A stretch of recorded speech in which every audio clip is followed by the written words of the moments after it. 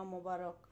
সবাই কেমন আছেন? আলহামদুলিল্লাহ আপনাদের দোয়ায় অনেক বেশি ভালো আছি। যেহেতু শীতের সিজন, আপনাদের মাঝে খিরসা পাটিসাপটার একটা রেসিপি শেয়ার করছি। মা যেখানেই থাকুক, সন্তান কিন্তু সবসময় মায়ের হাতের খাবারটা অনেক বেশি মিস করে। তাই আমার মেয়ের জন্য তার বাসায় বসে ঝটপট বানিয়ে নিয়েছিলাম পাটিসাপটা, আর সেটা আপনাদের মাঝে শেয়ার করছি।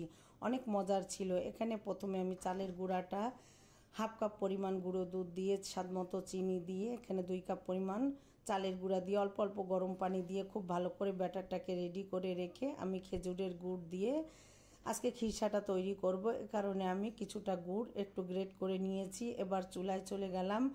চুলায় আমি এখানে 500 গ্রামের মতো দুধ দিয়ে একটু জাল করে ঘন করে নিচ্ছি। আর দুধটা ঘন করে নিয়ে খিরসাটা বানালে কিন্তু অনেক বেশি মজার হয়। আর এখানে 2 মুঠ পরিমাণ চিনি গুঁড়া চাল আমি একটু সিদ্ধ করে নিয়ে এবার আমি ওই ঘন দুধের মধ্যে দিয়ে দিলাম। এখানে আমি কিন্তু হাফ কাপ পরিমাণ নারকেল দিয়েছি, দিয়ে দিলাম স্বাদ মতো একটু লবণ, দিয়ে দিয়েছিলাম এখানে যে গুড়টা গ্রেট করে রেখেছিলাম। মিষ্টিটা আপনারা আপনাদের স্বাদ অনুযায়ী দিতে পারেন। আর এখানে কিন্তু আমি গুঁড়ো দুধও ব্যবহার করেছি 2 চামচ পরিমাণ।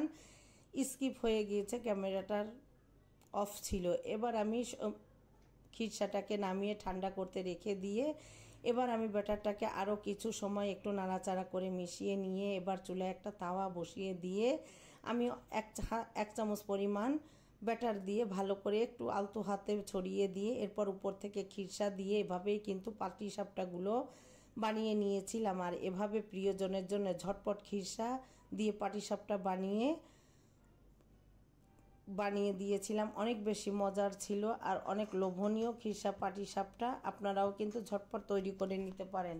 সবাই অনেক ভালো থাকবেন। আসসালামু আলাইকুম।